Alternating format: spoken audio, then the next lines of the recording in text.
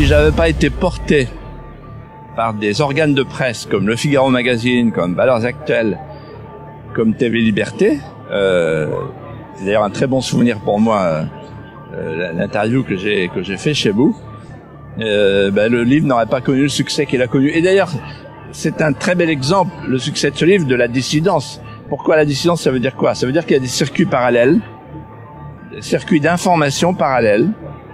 On peut se passer des grands médias, des associations parallèles, une culture parallèle. Puy du Fou est un exemple. Des écoles parallèles, les écoles hors contrat, etc.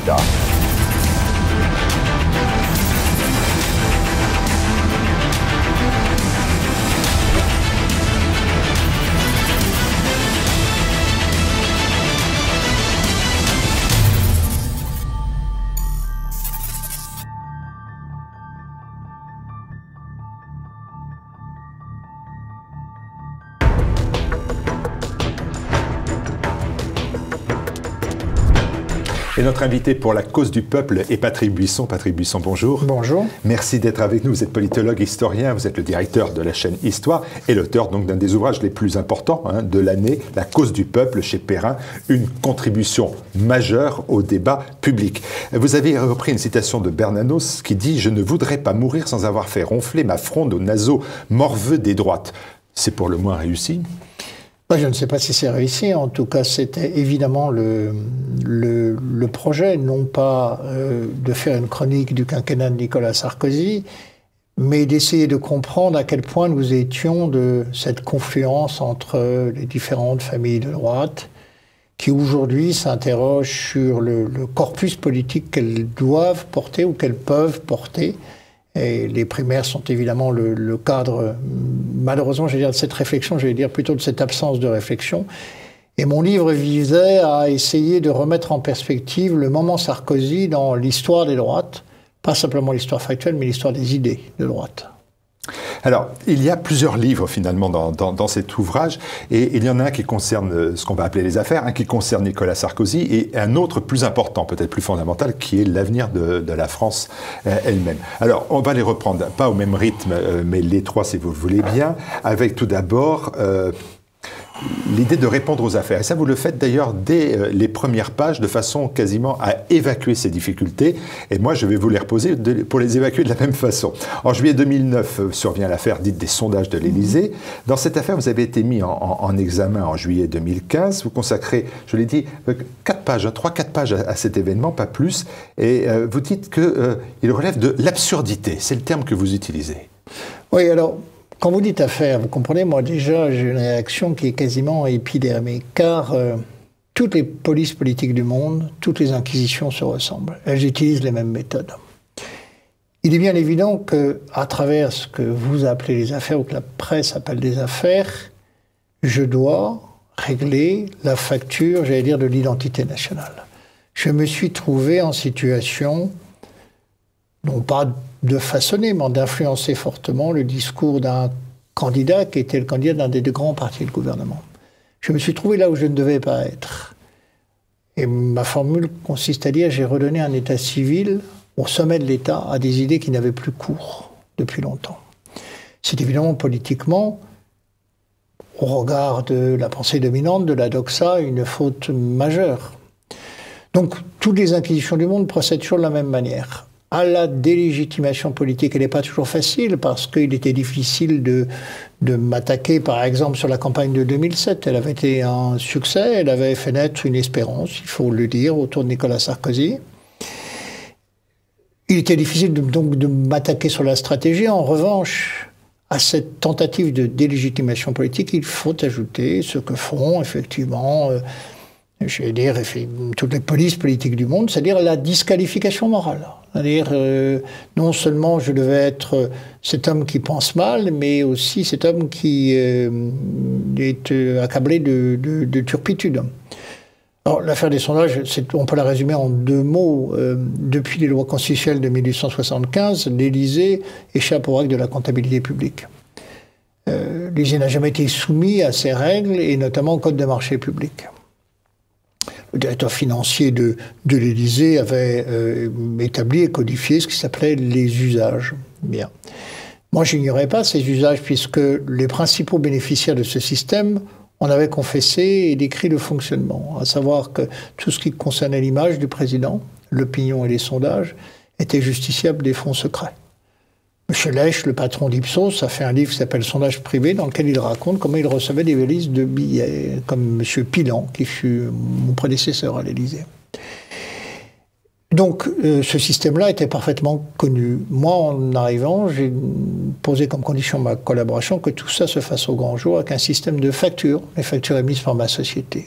Alors évidemment, je suis le premier à rentrer dans les clous et le paradoxe, je veux dire, assez pénible de cette histoire, c'est que je suis celui à qui la justice va reprocher, bien, je veux dire, des imputations qui ne reposent sur rien, puisqu'on ne peut pas me reprocher de ne pas avoir opéré dans le cadre des marchés publics. Il n'y en avait pas. Il y avait 479 prestataires de services. Aucun n'a bénéficié de marché. Je suis pratiquement le seul à opérer de façon transparente, mais je suis aussi le plus en vue et le plus politiquement visible. Et donc, je suis l'homme qui va être visé. Voilà, cette affaire des sondages dont je ne doute pas qu'elle trouvera un jour son dénouement, mais et un dénouement que j'espère à la fois heureux, mais ça ne réparera jamais, si vous voulez, la pression terrible. Il faut savoir que dans cette affaire, l'association qui porte plainte Anticorps est parrainée par Mme Taubira. Moi, j'ai porté plainte contre Mme Taubira, qui aurait dû être mis en examen, qui est simplement, je l'ai entendu comme témoin assisté, alors que on découvre à travers tout ce que j'ai pu voir autour de cette affaire qu'elle a dit « j'aurai la peau de buisson ».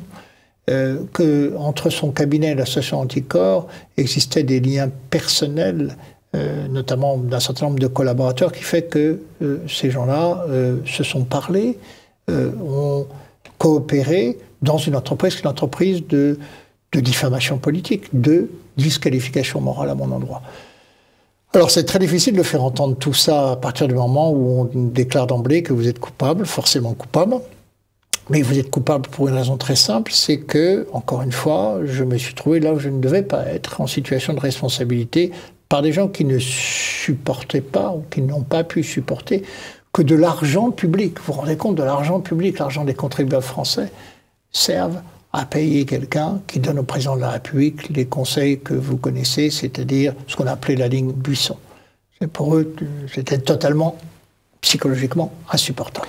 Donc voilà ce que je paye aujourd'hui. Je veux dire que le prix du billet est très élevé, mais c'est le jeu politique aujourd'hui en France. Cela a d'ailleurs été ça a toujours été, mais avec plus ou moins de violence. Et là, je veux dire que la violence a atteint des niveaux paroxystiques. C'est une violence à la fois verbale et en même temps, ce sont des campagnes inouïes, parce que incessantes et partant d'une mauvaise foi absolue, consiste à dire qu'il fait jour à minuit. Mais ça, je veux dire, les médias sont habitués à ce genre d'exercice. Alors il y a un second acte. Toujours dans ces méthodes de basse police, comme vous l'écrivez, c'est cette fois-ci une autre polémique, elle éclate en mars 2014, et c'est l'enregistrement à son insu de Nicolas Sarkozy et de son entourage. Cet acte-là aura une importance puisqu'il va susciter les conditions de la rupture définitive entre Nicolas Sarkozy et vous. Vous, pour avoir prétendument enregistrer le président de la République à son insu, lui, parce qu'il va considérer que c'est une trahison, et va utiliser ce terme de trahison que vous considérez comme un mot de trop de sa part. Oui, alors là, c'est le deuxième volet de cette affaire. Là, nous sommes en 2014, 2 ans après la défaite de Nicolas Sarkozy. Je veux dire que les choses ont quand même beaucoup évolué, et j'observe que Nicolas Sarkozy, après avoir dit urbi et orbi tout ce qu'il me devait, et dans une attitude bien connue, ce qu'on appelle le complexe de M. Perrichon. C'est-à-dire on écoute avec intérêt les gens à qui l'on a rendu service parce que cela vous renvoie une image de munificence, de grandeur. On est un peu agacé finalement par les gens à qui on doit quelque chose, dont on est les débiteurs, parce qu'il représente une sorte de statut du commandeur, de force morale qui devient d'autant plus insupportable pour lui que les médias et le public ont fini par distinguer ce qu'ils appellent la ligne Buisson, c'est eux qui ont créé cette expression, de la politique de Nicolas Sarkozy. Comme quoi, c'était deux choses différentes, c'est-à-dire qu'ils pouvaient être dissociés. Et on a bien compris que la ligne Buisson s'appliquait en période électorale, qu'en revanche, qu'elle n'avait aucun contenu politique lorsqu'il s'agissait de gouverner. Alors ça ne lui plaît pas, et je le sens assez vite. Et puis je comprends aussi, parce que mon métier est de faire de l'analyse politique, et puis il ne fallait pas être grand clerc pour le deviner, que sa stratégie est en train de changer. Tout simplement parce que très vite, il se persuade, sur la vue des sondages, que s'il veut revenir et être élu à la présidence de la République, il trouvera sur sa route probablement très sûrement en deuxième tour Marine Le Pen. C'est-à-dire qu'on sort de l'affrontement classique droite-gauche, dans lequel j'avais une utilité pratique évidente, dans la mesure où je lui donnais les éléments qui lui permettaient de rassembler au-delà de la famille de la droite de gouvernement, c'est-à-dire une partie de la droite nationale, comme ça a été le cas en 2007. Et en gros, la qualité des reports des voix frontistes dépendait de cette stratégie. Eh bien, on sort de ce schéma-là.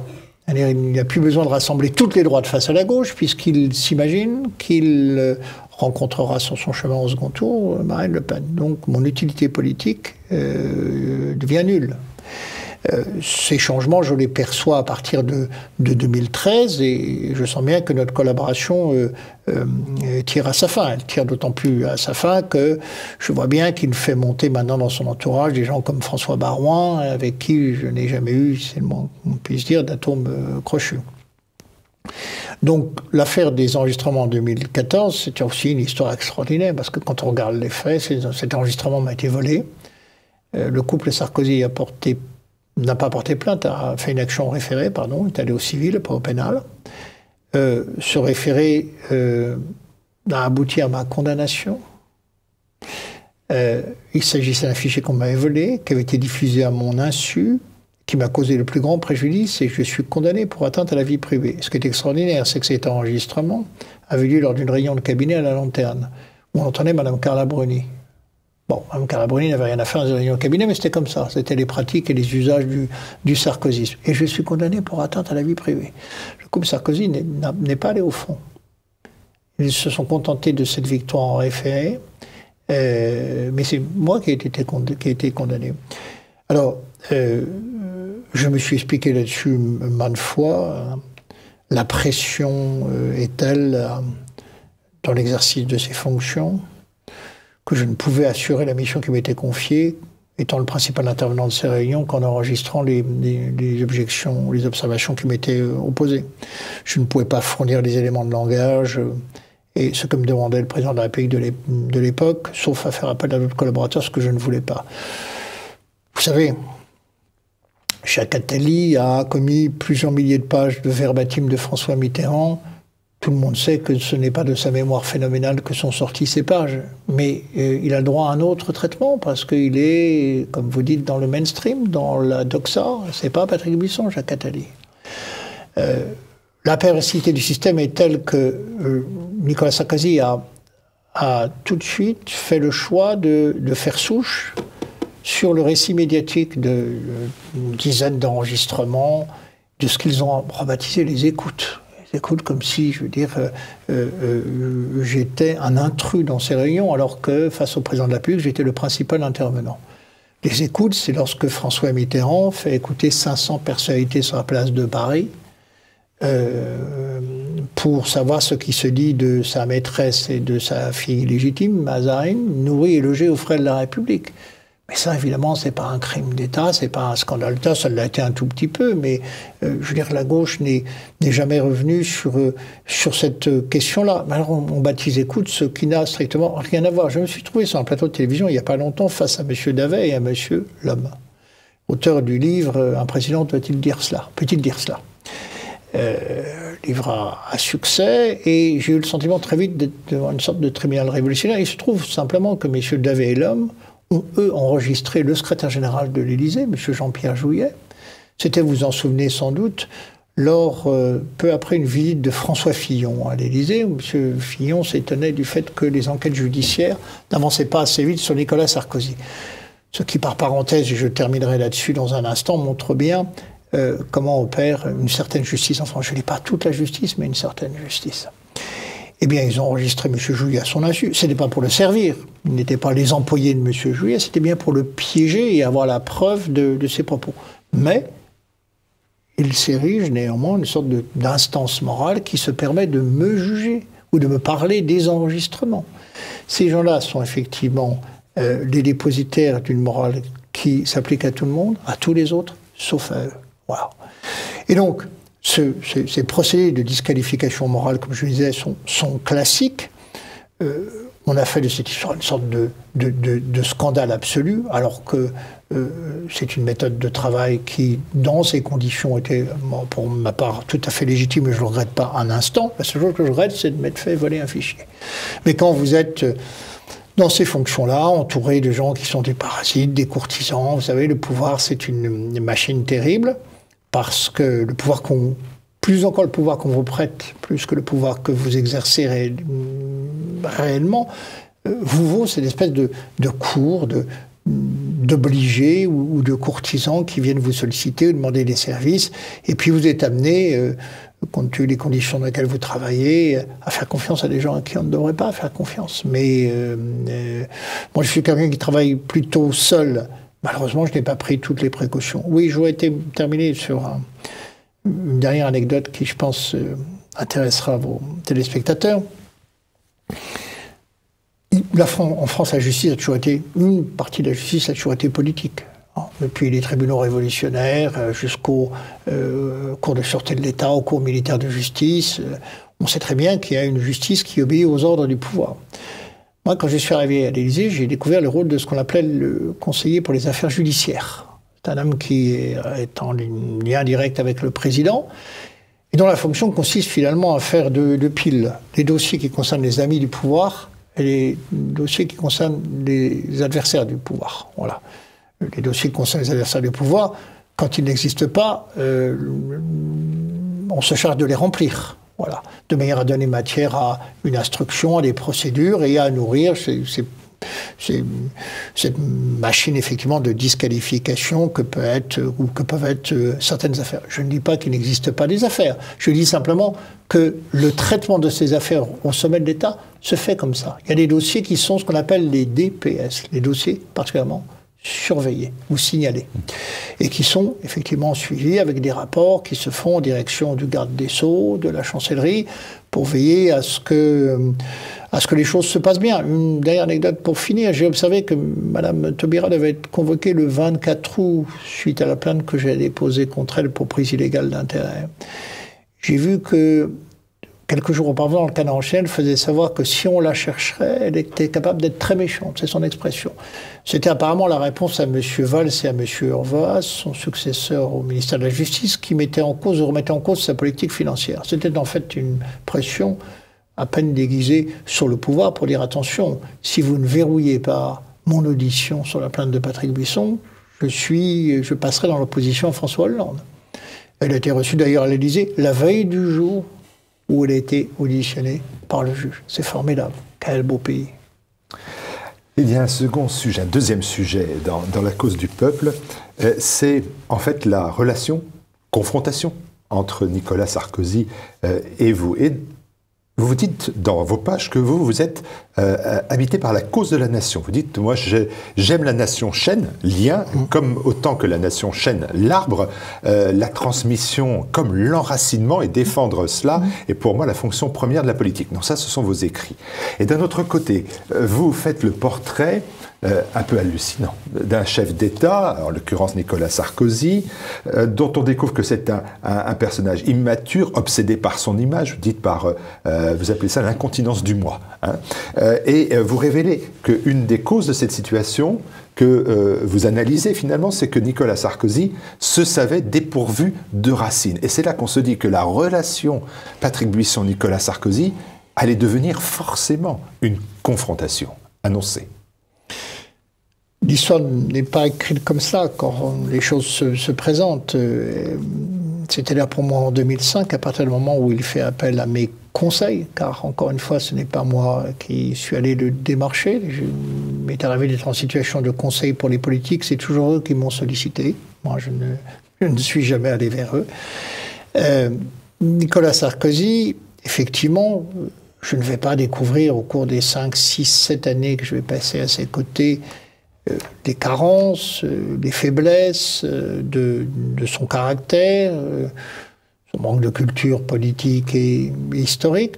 Tout ça, j'en suis parfaitement informé, mais je vois aussi la formidable énergie que représente Sarkozy, un peu à la manière de ce qu'a pu être à une certaine époque, par exemple, le boulangisme. C'est-à-dire il y a des gens qui ont une capacité à entraîner les autres, voilà. Et Sarkozy me paraît avoir toutes les qualités requises pour conquérir le pouvoir. On a dit souvent, c'est Bonaparte au pont d'Arcole. Peut-être trop flatteur, trop élogieux, il y a de ça. Mais le problème, c'est que les conditions requises pour conquérir le pouvoir ne sont pas les mêmes dont on a besoin pour l'exercer.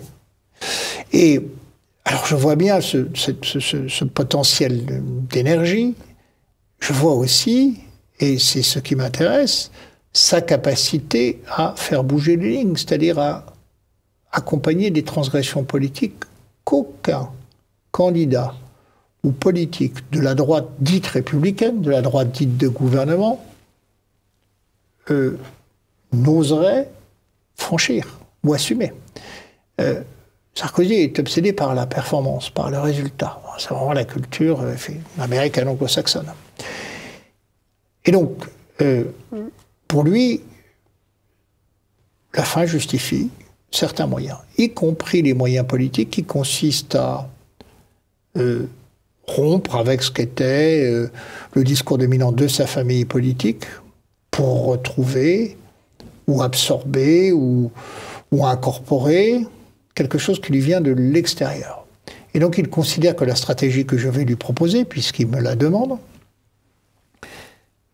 comme un logiciel, et il le regarde en fonction de ses performances. Les performances, c'est l'impact sur les sondages, sur la popularité, la capacité à épouser des thèmes qui renforcent cette popularité, sont approuvés par l'opinion, et lui permettent finalement de se présenter comme un candidat de rupture après 10 années, plus de 10 années de chiracisme, dont il a été le ministre.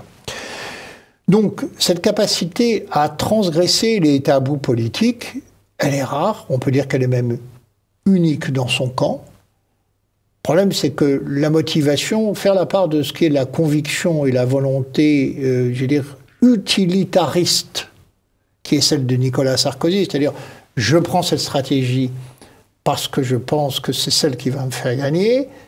Quelle est la part de conviction dans cette adhésion à cette stratégie ? J'ai bien du mal à le discerner d'emblée. La seule chose, finalement, la seule réponse qui pourrait être apportée de façon convaincante, c'est l'exercice du pouvoir. L'exercice du pouvoir, c'est après l'élection, par définition.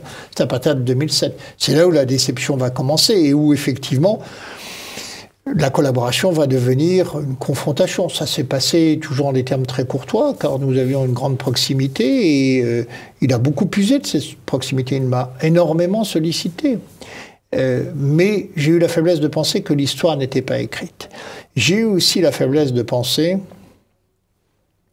et ça j'en ai eu conscience très tôt, je le dis sans vanité, mais non plus sans fausse modestie, que d'avoir fait porter par un candidat du système, on va dire les choses comme ça, c'est-à-dire d'un parti de gouvernement, l'idée d'un ministère de l'identité nationale, que la crise que vivait la France, que traversait la France, n'était pas simplement une crise économique, qu'elle était une crise morale, spirituelle, culturelle. Cette idée d'insécurité culturelle, c'est-à-dire le fait que les Français et la France étaient remis en cause dans son identité, dans son âme profonde, dans le legs de son histoire et de son patrimoine. Cette idée-là, je suis parvenu à la faire prendre en compte par le candidat Sarkozy à partir de 2006.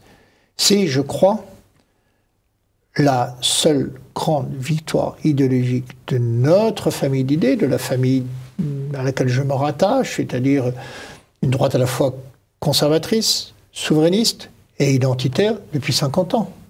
Pas une fois ces idées au pouvoir n'ont été portées, ces idées ont accédé au pouvoir, ont été portées au sommet de l'État par qui que ce soit, pas une fois. Alors il y a eu l'épisode du général de Gaulle en 1958, avec le malentendu, les déchirements que l'on sait.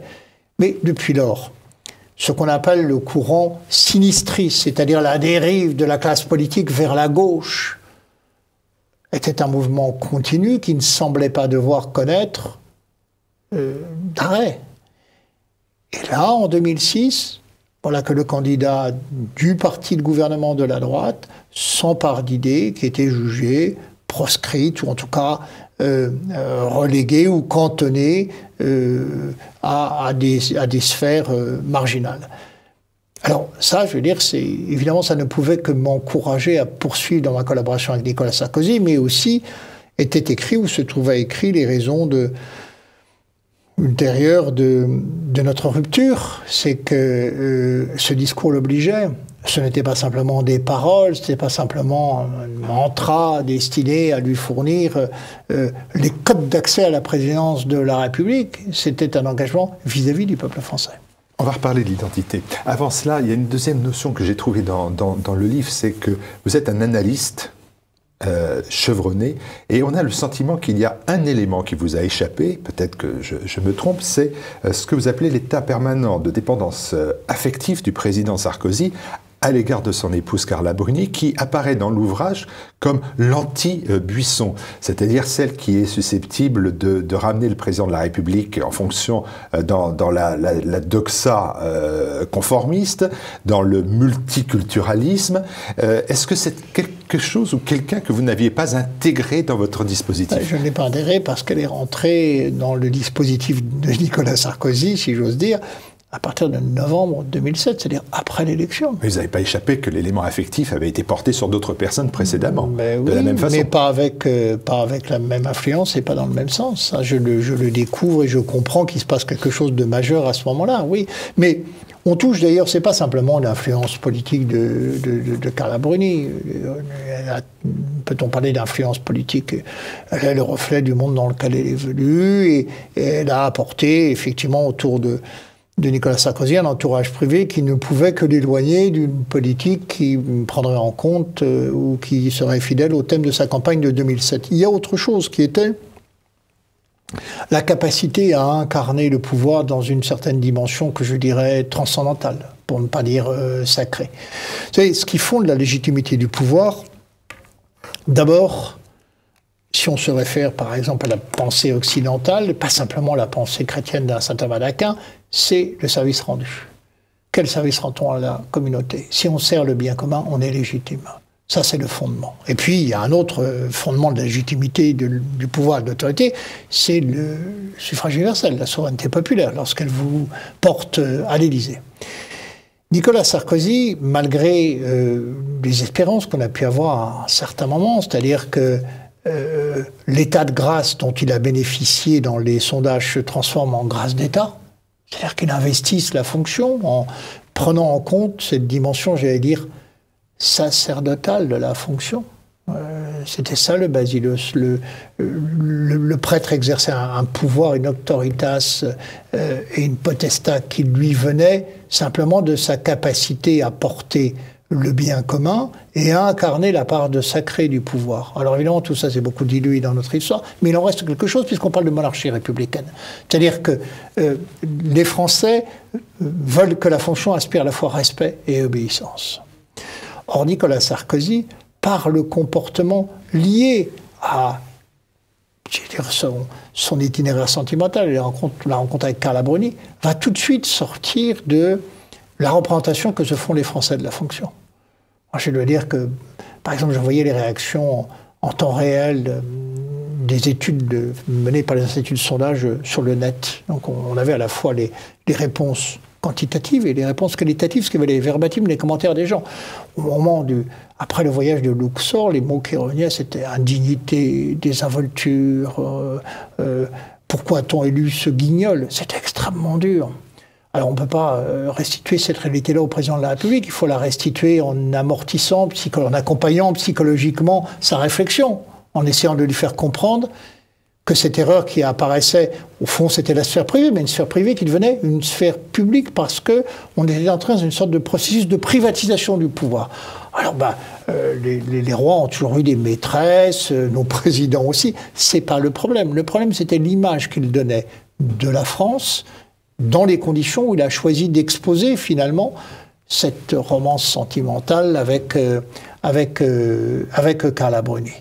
Et là, je me suis rendu compte que dans un pays où le pouvoir, comme la France, un pays de tradition chrétienne, s'exerce non pas par délégation, mais par incarnation, même chez nos présidents de la République, nous allions vers un malentendu, l'air fondateur de la rupture entre le président et le peuple. Mais vous savez, tout est raconté et tout est dit dans l'iconographie des présidents de la République. Entre De Gaulle qui pose dans la bibliothèque de l'Élysée, en habit, avec le grand cordon de la Légion d'honneur, la main sur le guéridon, selon l'iconographie, je veux dire, qui n'a pas changé depuis le tableau de Regnault représentant Louis XIV. On voit bien que là, la fonction l'emporte sur l'homme, en passant par Giscard, où on voit bien que le mouvement s'inverse, c'est-à-dire alors le cadre devient un cadre horizontal, c'est-à-dire le format télévisuel, le cadrage aux épaules. On est en plein dans la déclinaison française du mythe Kennedy, où on sent là que l'homme prend le pas sur la fonction. Eh bien, à part peut-être l'épisode Mitterrand, tous les autres présidents par la suite vont valider cette conception de la présidence, où finalement, l'élu est dans la jouissance du pouvoir. Il n'est pas dans l'ascèse que commande le bien commun, c'est-à-dire le service de l'intérêt général. Vous écrivez, vous l'avez dit à l'instant, que la ligne Buisson, ça a été finalement un logiciel électoral, mais pas une application politique.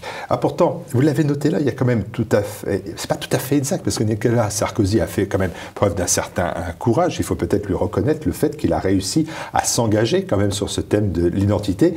Et du coup, grâce à ça, grâce à cette ligne Buisson, l'identité n'était plus un gros mot. Elle n'était plus un gros mot, mais je veux dire, quand elle est au pouvoir, moi je me suis opposé d'emblée à son idée, quand les choses commencent à mal tourner, à partir de 2009, il lance l'idée d'un débat sur l'identité. Je dis, mais pourquoi débattre? Tu es au pouvoir. Quand tu es au pouvoir, on ne débat plus, on fait. Ça se passe à peu près au même moment où Luc Châtel, le nouveau ministre de l'Éducation nationale, décide de supprimer le programme d'histoire de l'enseignement des premières scientifiques. Faire, c'est effectivement donner un contenu, c'est-à-dire retisser le lien qui fait que les Français forment une communauté autour d'un patrimoine, d'une tradition, de mœurs communes, d'un héritage historique, en le faisant partager par les Français.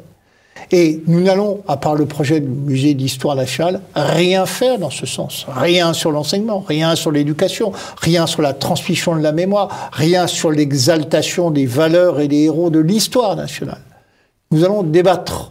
C'est-à-dire, nous allons, en période préélectorale, agiter un certain nombre d'idées qui avaient déjà été mises en avant durant la campagne, sans leur donner le moindre contenu politique. Alors évidemment, il y aura quelques gestes, il y aura le discours du Puy-en-Velay, il y aura ce que j'obtiens de lui, le déplacement à Domremy à Vaucouleurs pour célébrer l'anniversaire de la naissance de Jeanne d'Arc. Il y aura un certain nombre de petits cailloux semés sur le chemin, comme effectivement le fait de décorer Benoît de Saint-Marc dans la cour des Invalides, mais ça ne fait pas une politique. Ça ne fait pas une politique qui rétablisse ce qui permet aux Français de faire nation, c'est de retrouver cette sociabilité autour d'une mémoire collective, alors que nous avions tout à fait les moyens de le faire. Et que tout mon discours a consisté à essayer de mettre en avant ce capital immatériel, en disant que au-delà de l'économie, il y a ce qu'on peut appeler un bonheur national brut qui, lui, ne relève pas des indicateurs classiques de l'économie.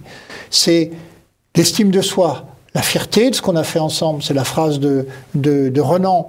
Le partage effectivement, de valeurs communes, la sûreté, le sentiment, effectivement, d'appartenir à une même communauté. Tout ce capital immatériel que les sociologues appellent le capital d'autochtonie, eh bien, c'est ce que les Français aujourd'hui veulent préserver, confrontés qu'ils sont à cette insécurité culturelle que représente la montée de l'islam en France et le processus, donc un islam de plus en plus radicalisé, d'une finance, elle, globalisée, qui est le processus de la mondialisation. Ce sont ces deux mâchoires qui sont en train de broyer notre identité nationale et notre identité culturelle, contre laquelle nous avions, et nous avons le pouvoir, les moyens d'agir.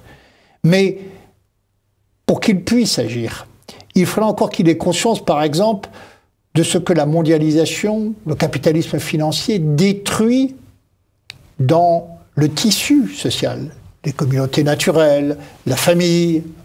La mondialisation, c'est la marchandisation de tous les rapports humains. Le mariage gay, la GPA, la PMA, tout ça rentre dans le même schéma. Or, les politiques n'ont ni les bases culturelles, ni les références historiques qui leur permettent de comprendre ce qui se passe, c'est-à-dire en quoi la mondialisation détruit les appartenances, liquide les permanences. Alors les politiques, au fond, ne savent pas ce qu'ils font parce qu'ils ne savent pas ce qu'ils défont. C'est-à-dire ce qui est en cause à travers, finalement, ce qu'on pourrait considérer comme un processus simplement économique. On sait très bien. Et c'est quand même une des idées fortes, je pense, de ce livre, que le libéralisme est un fait social global. On ne peut pas dissocier le libéralisme économique du libéralisme sociétal et culturel. C'est pas comme le cholestérol, il n'y a pas un bon libéralisme et un mauvais libéralisme.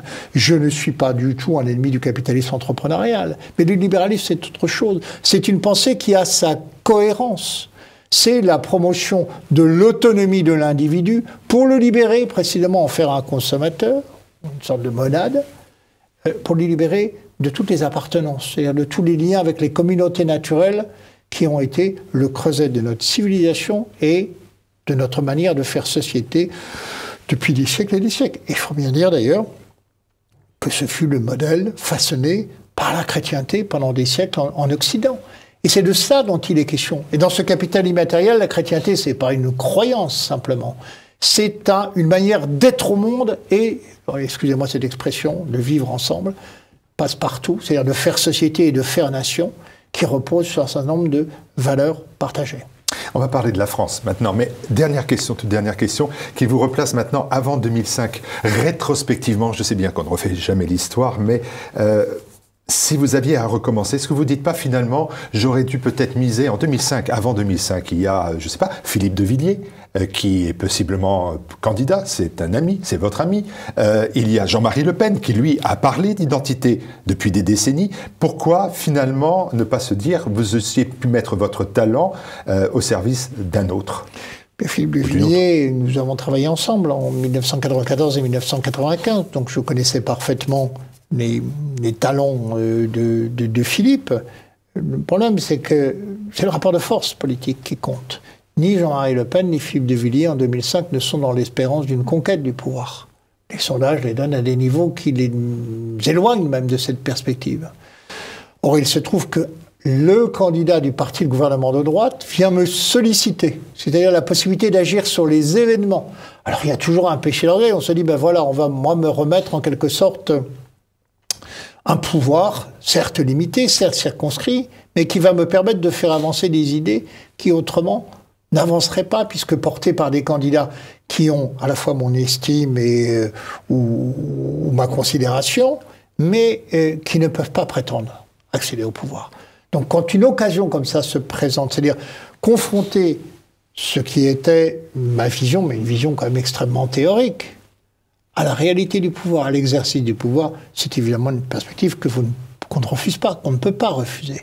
Et puis, surtout, alors évidemment la question c'est toujours, est-ce qu'il y aurait des choses à refaire différemment ? Bien sûr qu'il y a des choses à refaire différemment, mais je ne regrette absolument pas, quel que soit le prix que j'en ai payé, et ce prix fut-il, on en a parlé au début, extrêmement lourd, cette expérience auprès de Nicolas Sarkozy, parce que elle m'a fait toucher du doigt ce qu'était, au fond, alors là, bon, les forces d'inertie du pouvoir, elles sont évidemment considérables, et le fait que je savais, mais je savais par mes lectures et mon amour, ma connaissance de l'histoire, à quel point la politique était l'art de gérer les symboles.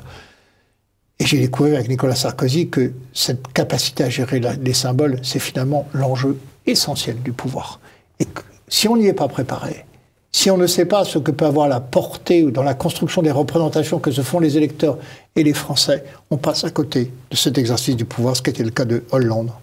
Vous dites quand même, et là c'est encore un point quand même assez spectaculaire, c'est que vous mettez au service de Nicolas Sarkozy, alors que vous dites dans votre ouvrage, mais la droite elle ne pense pas, elle compte, c'est là son malheur, sans cesse recommencer. Vous dites, mais moi je voudrais une grande politique conservatrice, renouant avec le catholicisme social. Donc en arrivant à l'Élysée, c'était mission impossible, vous n'avez pas Tom Cruise ? Non, c'est pas mission impossible parce qu'il y a les deux dimensions dans le personnage Sarkozy. Il y a effectivement cet attrait pour l'argent, pour effectivement le mammon libéral, la culture américaine, la fascination pour ce lien entre la puissance et l'argent. Mais il y a aussi la volonté de s'adresser et de protéger. Je rappelle cette phrase de Pascal que je cite à plusieurs reprises. Le propre de la puissance, c'est de protéger les plus humbles. Et de prendre en compte justement cette fonction qui est une fonction politique et régalienne essentielle, qui est celle de la protection. Je me rends compte que je n'arriverai pas à faire bouger les choses à un moment précis.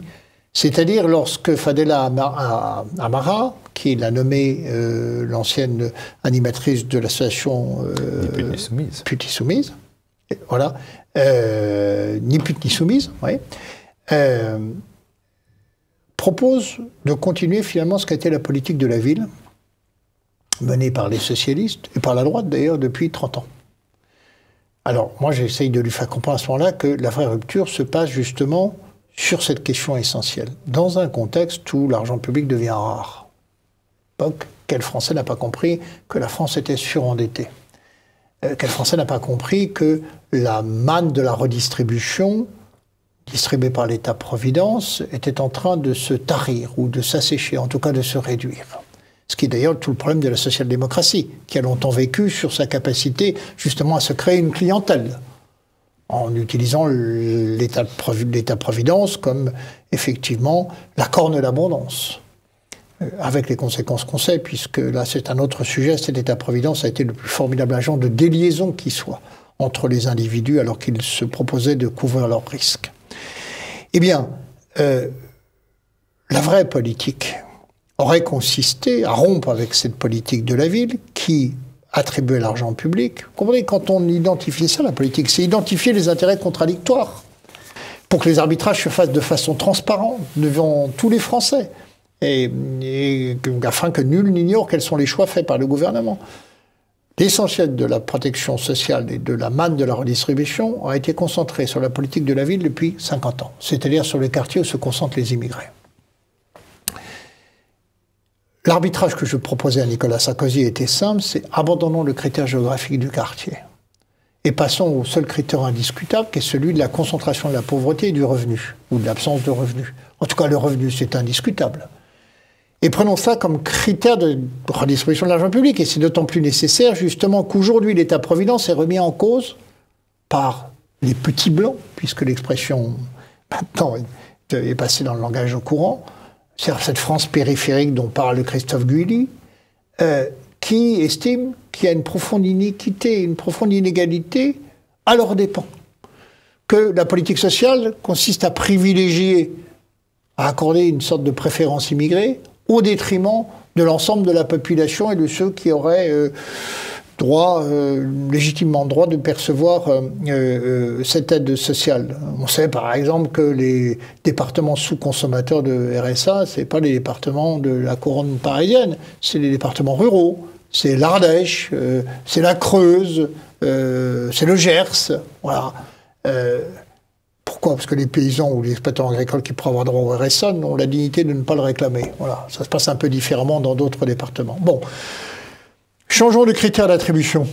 Passons du critère géographique au critère de revenu. Faisons en sorte que la politique sociale ne soit plus fondée, comme la politique de l'affirmative action, c'est la discrimination positive américaine, sur l'origine, mais sur la condition. Faisons l'inverse de ce qu'est en train de faire la gauche, c'est-à-dire la gauche est en train de substituer à la question sociale la question ethno-raciale. Les obsédés de l'identité, c'est eux, puisqu'ils ont fait, avec la politique de la ville, du critère ethnique le critère de la distribution et de la répartition de l'argent public. C'est un fait qui est aujourd'hui, qui est relevé par quelques observateurs, quelques analystes, mais la réalité c'est cela. Abandonnons ce critère-là et allons vers un critère plus large qui est celui du revenu. Ce ne sera pas la politique de préférence nationale. Ça sera une politique de rupture avec la préférence immigrée. C'est pas tout à fait la même chose, puisque ceux qui, parmi les travailleurs immigrés français, auront légitimement droit à ces prestations, continueront de les toucher. Mais ce ne sera plus une politique sociale exclusivement orientée, selon ce principe de préférence immigrée, qui a été mis en place par la gauche et prolongé et amplifié par la droite pendant 10 ou 20 ans. Eh bien, Nicolas Sarkozy, sur ce point fondamental, refusera de bouger. Et c'est là où l'influence de Carla Bruni, en liaison avec Fadela Amara, se fait sentir. C'est que sur cette question, qui est une question centrale, parce qu'il y en a deux questions politiques majeures, comment réinstituer le peuple français comme sujet politique? C'est la question du référendum et de la démocratie directe. Comment lui redonner les moyens d'être acteur souverain de son propre destin? Là-dessus, Sarkozy biaisera pendant tout le quinquennat, refusant les référendums que je lui proposais, notamment sur l'immigration, plutôt que cet absurde discours de Grenoble où on était dans la surenchère législative, qui, on le sait, ne débouche jamais sur rien. Les décrets d'application ne paraissent pas. Le problème n'est pas un problème législatif, c'est un problème politique, au sens premier du mot. Eh bien, la réinstitution du peuple français comme sujet politique et sujet historique, la refondation de la politique sociale, ce sont les deux questions politiques majeures. Vous avez entendu dans le débat des primaires de la droite que quelqu'un aborde ce sujet vaguement, Sarkozy, pour dire « je ferai des référendums », il s'engage toujours à les faire, il ne les fait jamais.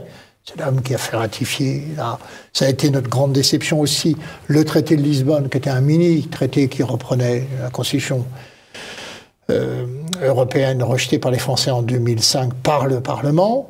Mais ces deux sujets sont totalement absents du débat politique et quand on a l'expérience du pouvoir, on s'aperçoit que ce sont les deux enjeux fondamentaux pour lesquels, finalement, l'État a les moyens d'agir. La redistribution, ça dépend de lui. L'économie, le pouvoir d'achat, le chômage, on se doute bien que s'ils avaient les recettes économiques pour y parvenir, ils les appliqueraient.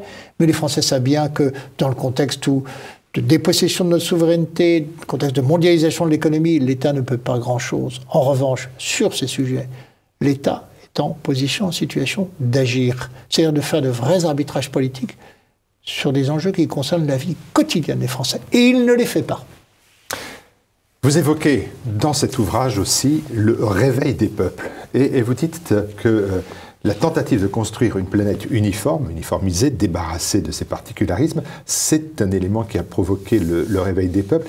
Et est-ce que l'élection de Donald Trump, ou même d'ailleurs, à contrario à l'Est, la popularité de Vladimir Poutine en Russie, participe d'après vous à ce réveil des peuples? Et quand vous regardez Donald Trump, est-ce que vous vous dites que la ligne Buisson, finalement, elle s'est imposée dans la campagne à Washington?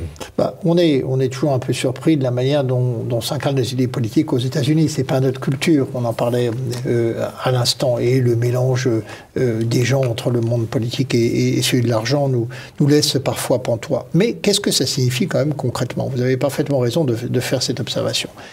Il y a deux messages. Le premier message, c'est que pour la première fois, le modèle mondialisé, dont Mme Hillary Clinton était le parangon, a été rejeté dans le pays qui l'a vu naître, les États-Unis.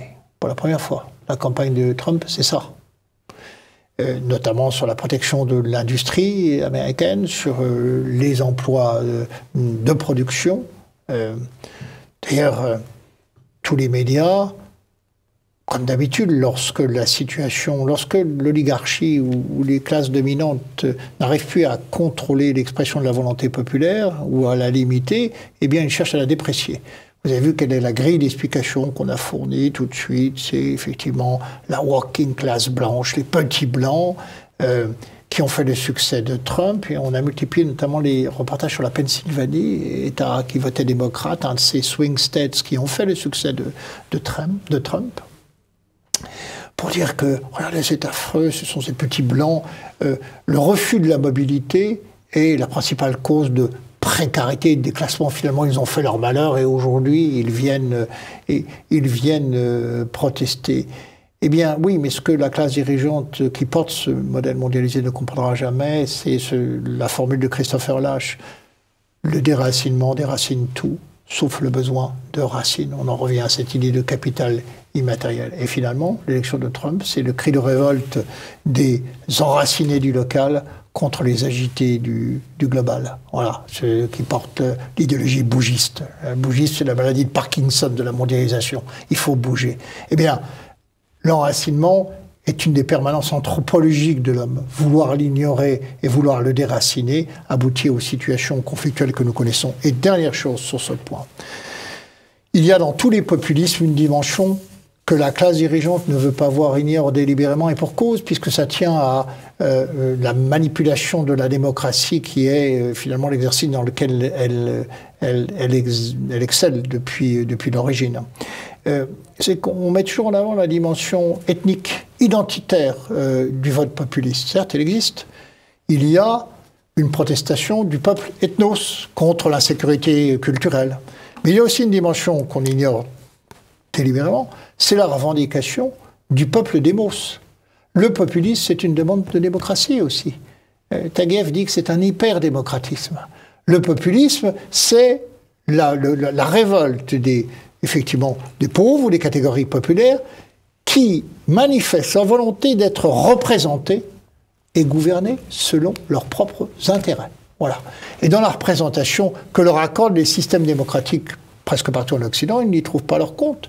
C'est la raison d'ailleurs pour laquelle, en France, notre démocratie, indépendamment de l'élection présidentielle, où c'est la seule élection où les catégories populaires vont voter, est devenue une sorte de suffrage censitaire, puisque seuls vont voter les inclus. Les primaires, ça sera d'ailleurs la même chose. On remet à une minorité partisane la possibilité d'imposer l'offre politique à l'ensemble du corps électoral. 3 ou 4 millions d'électeurs vont décider des candidats pour les 45 millions d'autres. Toujours ce qui est fondamental d'ailleurs dans notre République, depuis l'origine, depuis la Constitution de l'an 3, celle de 95, celle du Directoire, c'est le suffrage censitaire. On remet à une minorité la possibilité de décider pour tous les autres. Et par des procédés classiques, on exclut du vote et de la représentation les catégories populaires. C'était le cas au XIXe siècle. Il fallait faire une loi pour qu'il y ait un suffrage censitaire. Aujourd'hui, il s'impose de facto. Pourquoi ?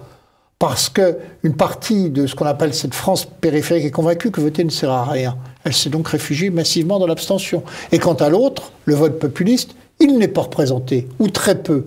C'est-à-dire qu'on met en jeu toute une partie de la France, celle qui justement a le plus besoin du politique et de la protection, en façonnant, en remodelant le corps électoral pour obtenir ce que j'appelle une post-démocratie qui n'a rien à voir avec l'exercice de la démocratie telle qu'il devrait fonctionner dans nos pays dits développés.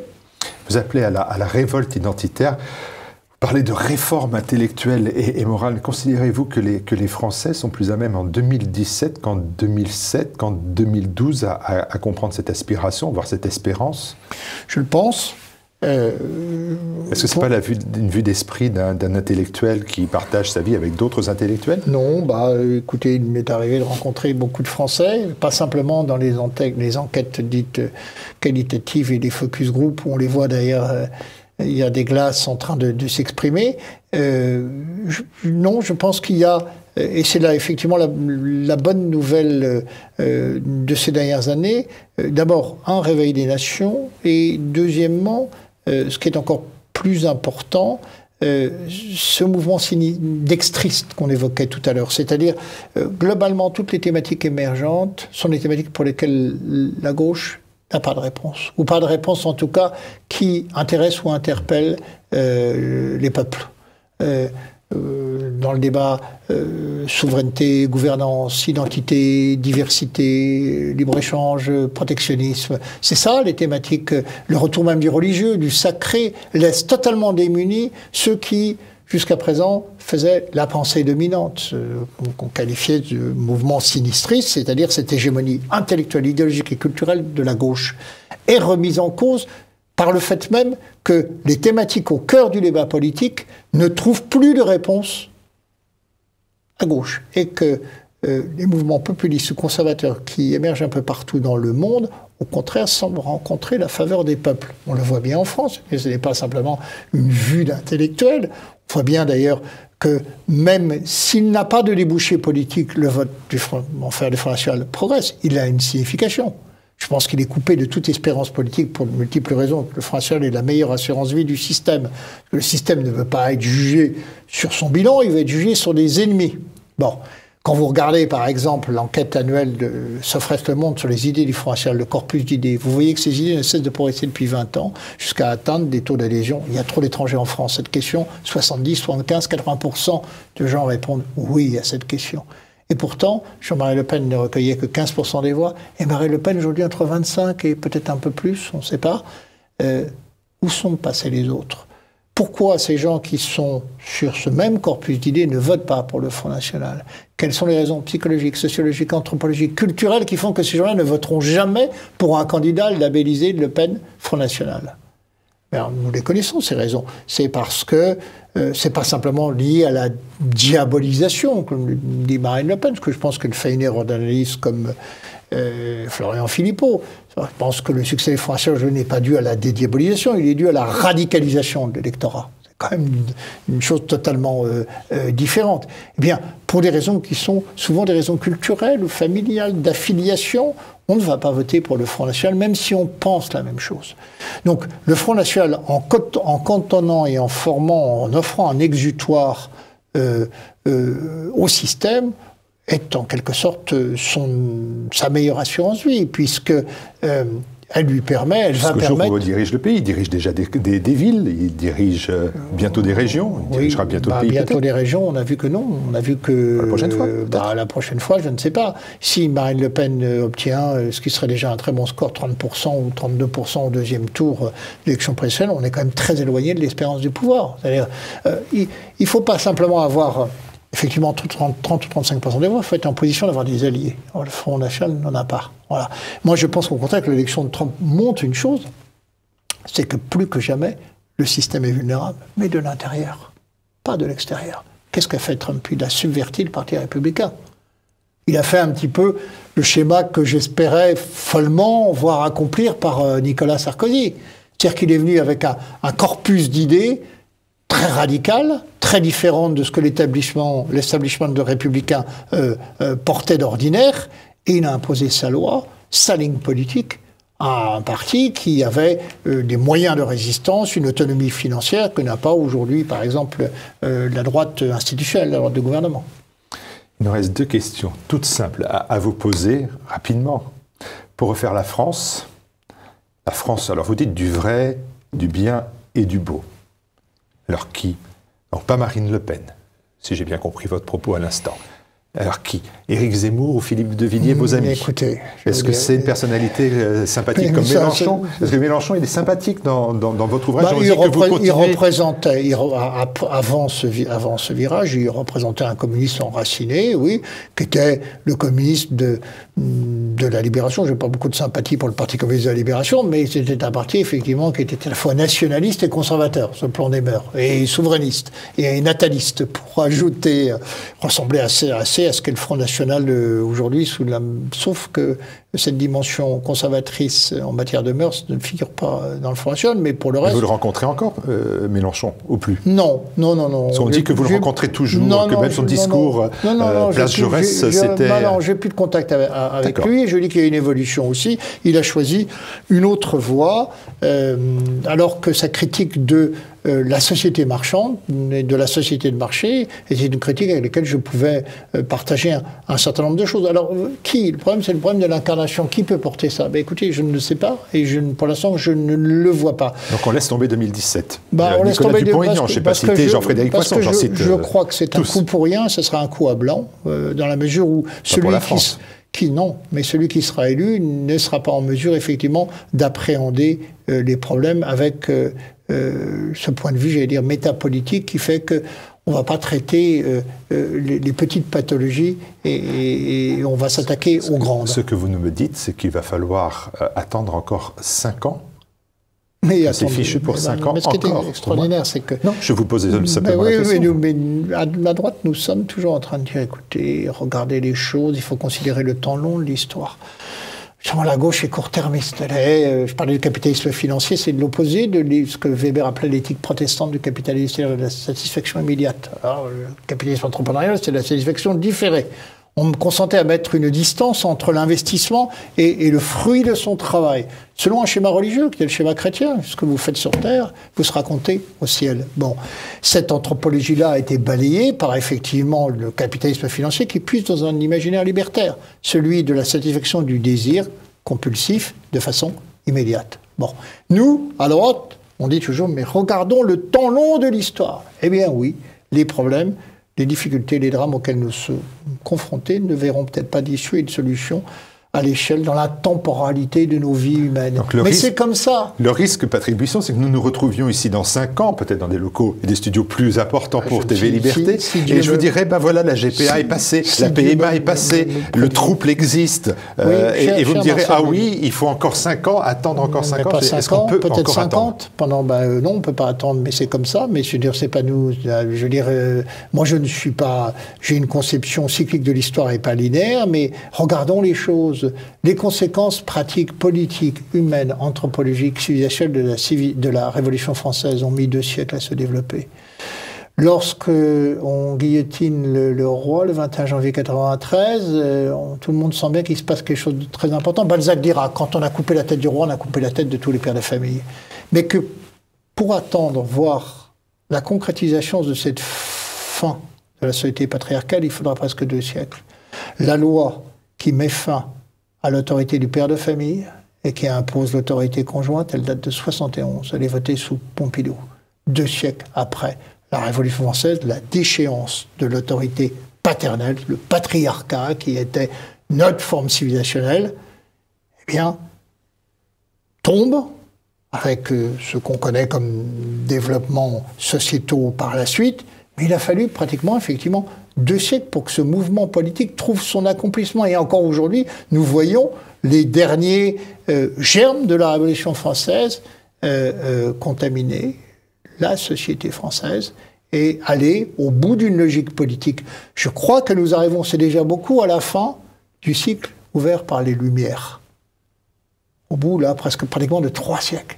Je crois que toutes les idées montantes dont on parlait tout à l'heure, les 2 grandes utopies sur lesquelles les Lumières ont fondé leur rayonnement, à savoir le mythe du progrès et celui de l'égalité, sont 2 idées qui sont politiquement ruinées. C'est un événement considérable.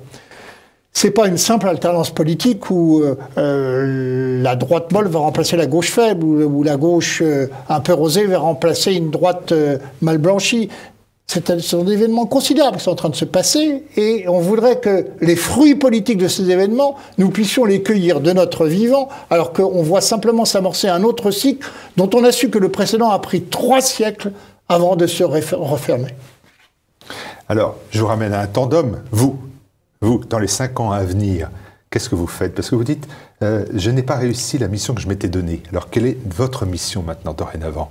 C'est d'écrire, c'est d'influencer, oui, bien sûr, continuer à faire ce que j'ai toujours essayé de faire, c'est-à-dire le combat pour l'hégémonie culturelle. Ce combat culturel est essentiel. Il peut y avoir des traductions politiques, mais ça sera en fonction des événements. Si effectivement il se trouve qu'un mouvement ou un homme est capable de porter ces idées auxquelles je crois, eh bien moi je lui apporterai le concours de mon expérience ou de ma réflexion. Mais le combat culturel pour moi est évidemment prééminent. Ça passe par la chaîne Histoire. Oui, ça passe par la floraison de multiples initiatives qui peuvent se développer dans les mois ou les années qui viennent. Et bon, effectivement, j'ai la chance de pouvoir m'exprimer à travers des films, à travers des livres. C'est beaucoup, donc je compte bien l'utiliser, mais j'espère que d'autres vont mettre en synergie des projets qui sont des projets de combat culturel qui sont essentiels, car vous le savez, c'est le fondement du gramscisme. Les victoires idéologiques précédées annoncent les victoires électorales. Tant qu'on n'a pas cette influence culturelle sur la société, on ne peut pas prétendre exercer durablement le pouvoir. Voilà. Où on l'exerce, je veux dire, au terme d'une rapine. Et ça ne dure pas très longtemps. Et ça se termine généralement très mal. Nous voyons s'amorcer un autre cycle, qui sera un cycle politique totalement différent de celui dont nous avons subi les effets pervers et les désagréments. Soyons capables de répondre justement à cette insécurité culturelle dont souffrent les Français en leur apportant tous les éléments de ce combat qui est aujourd'hui le combat essentiel pour le capital immatériel dont je parlais tout à l'heure, c'est-à-dire l'estime de soi. Merci beaucoup Patrick Buisson. Je rappelle, bien sûr, si on ne le savait pas, que La cause du peuple, c'est aux éditions Perrin. Merci d'être venu à TV Liberté. Vous êtes le bienvenu. Chaque fois que vous le souhaiterez, il suffit de sonner à la porte et vous entrez. Eh bien, je vous en remercie. Merci beaucoup Patrick Buisson.